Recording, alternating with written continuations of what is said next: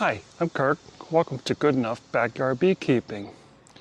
Today I'm going to go into the hive that I put the nuke in probably a couple months ago now. I'll put the date in there as to how long it's been in there.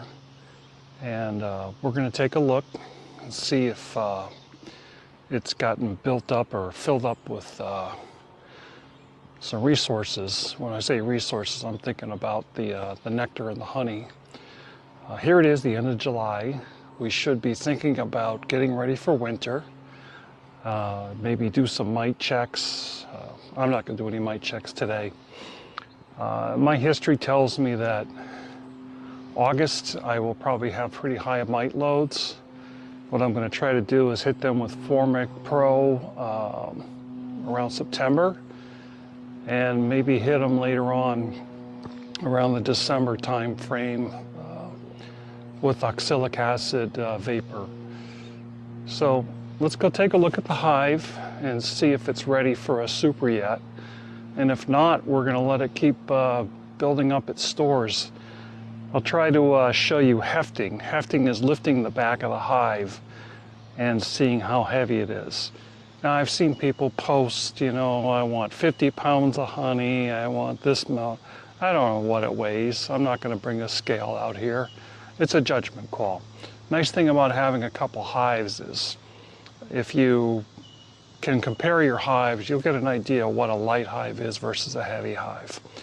So let's get into it. Probably don't want me to keep talking. You want me actually seeing beekeeping, right? All right, let's go take a look.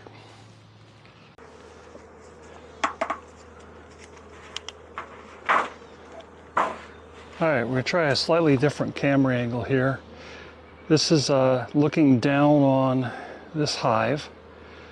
The cool thing about this camera, I'm actually in the back of the hive videotaping it. And this way I'm out of their flight path. The other times I've videoed the front of this hive, I've actually been in their flight path, and it doesn't give you a realistic picture of how they're actually coming and going. So from the outside, this hive looks pretty good. Now let's get inside and see what the inside looks like. All right, while I'm getting into this hive, I'd like to thank my subscribers. Thank you for subscribing. It helps YouTube get my videos out to the subscribers. And thank you for all the new people that have joined my channel and subscribe. That helps other people see it. All right, so first impression when I look inside here is it looks pretty good. I see a nice population. It's funny, they made a little ring with some comb where the top was. This is propolis, this sticky stuff here. This is actually good for the bees, the health of the hive. It's like their medicine, I guess. And like I said before, this time of year, you got to be thinking about getting your bees ready for winter. So what we're going to be looking for in here is, are they storing food? And if they're not storing food, I have to feed them. First glance, looks like there's a pretty good population in here. Going back to one of my earlier videos, don't forget to check the top. These little beetles, these are hive beetles. I haven't seen a lot of those this year, but it looks like they're starting to come around. A good healthy hive will keep these things in check. So I like to test them with the hive tool to see if the hive tool works on them, and yes it does. It gives them a good little squish. It's kind of a little game, whack-the-mole, catching hive beetles. You don't want to squish the bees, so sometimes the bees actually get in the way. All right, done playing with the hive beetles. So it looks like they had them all cornered, which is what the bees should do.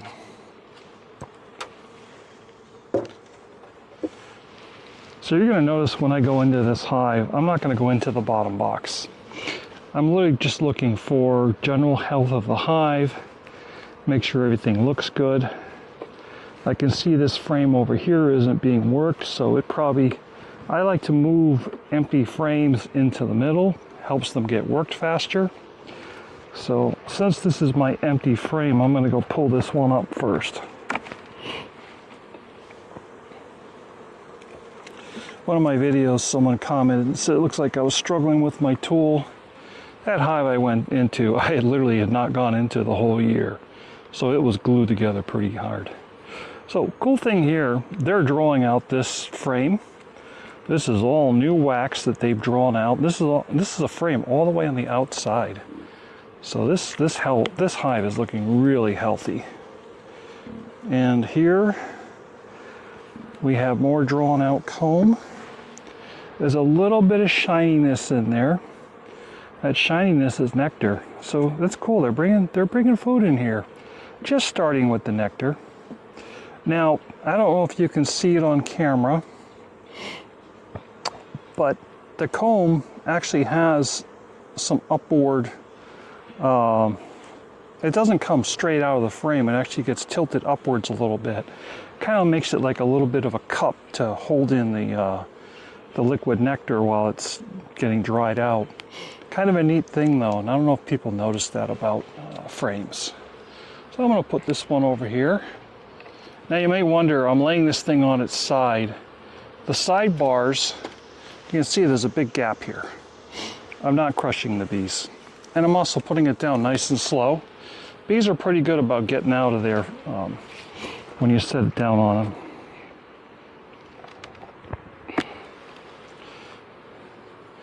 Go in here a little further.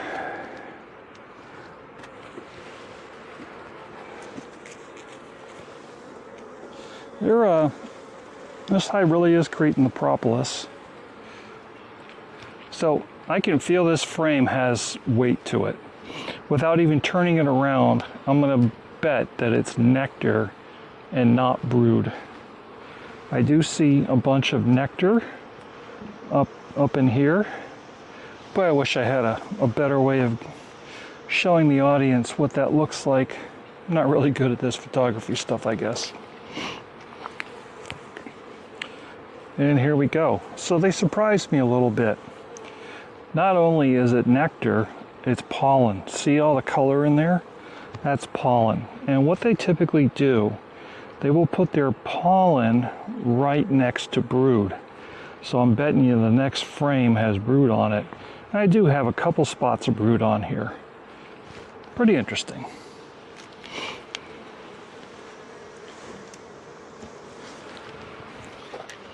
So let's see. Are you going to bet, is there brood on the next frame? I can see honey at the top of the frame.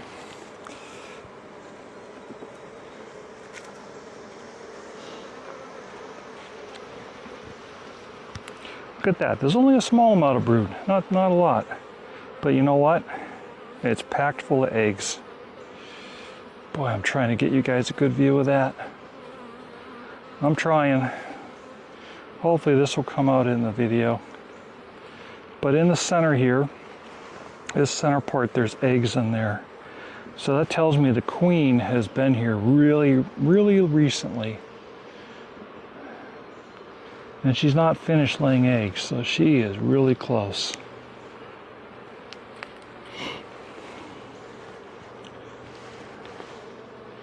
So some people, you know, they'll say, I have troubles finding my queen. Well, you know what? If you can find eggs, you can find your queen. So all these little empty spots, those are eggs in there. I'm going to try again, get you some sunlight in there.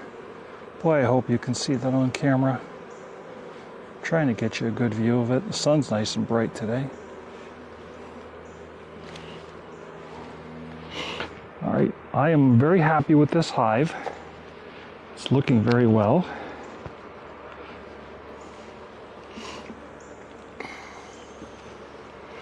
I'll look for one more frame just to see if the queen is visiting over there. I know people like to see the queen. I don't need to see the queen, I just need to know that she's doing her job. They got some funny things going on with the comb on the bottom there. That's not a big deal. You can leave it there, or you can take it off. All right, this is a frame of kind of spotty brood. I bet you this had a lot of brood on it before and it just hatched out. So people have been asking, what's that white stuff? Well, that white stuff is larvae. So they had laid eggs in there, probably drones down here on the bottom. When you broke it apart, you basically interrupted the drone's life cycle. So I think, I don't know, but I think the bees will actually take that protein and consume it. Either that or they'll drag it out of the hive. One more flip. So the good things I'm seeing here is I see nectar coming in, that's good. I look down on the frame, the next frame over, it is just a packed full. All right, I said that was the last frame. Now, people picked on me about orientation. You should mark your frames. I'll be honest with you, a good healthy hive, it doesn't really care. It will fix all of my mistakes. It will fix all my interruptions. Now here's something. These frames are from a supplier that I'm probably not going to buy any more frames from. When I use the hive tool and I use this part right here, it crushes the wood. The wood is very soft. Not favorable. I don't like that. That's not the way the wood should be. The wood should be tougher than that. I do have frames, so I'll be honest with you. I'm gonna give a plug for Man Lake. I like the Man Lake frames that I'm getting, and they've been pretty good. That other company, I'm not going back.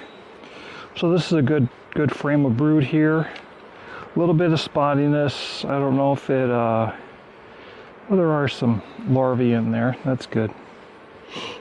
Okay. Oh wow. Look at that. There's a nice slab of brood. And this is a fairly new frame. They've drawn this thing out. Looks great. All right, this hive is doing very well.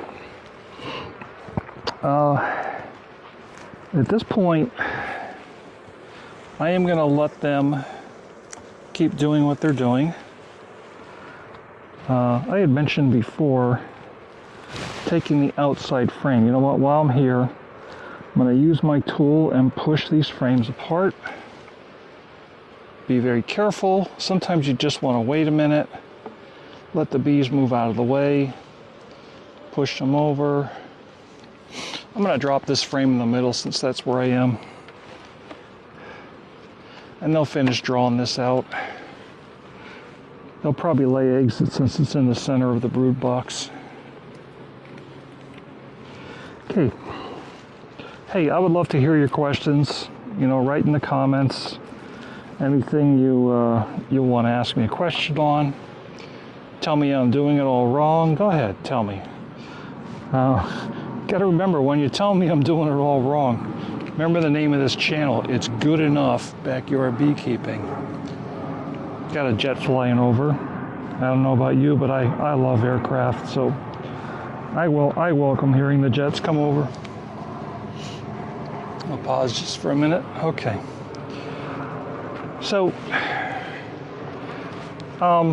very happy with this hive. This was a nuke a few months ago, dropped into this 10-frame box. We added another box.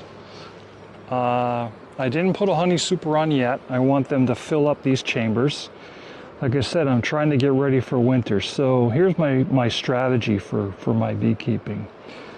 Is I want 2 deep boxes. I want them fairly full. I want them heavy. And when I go to treat them in September with Formic Pro, it'll be a strong, healthy hive.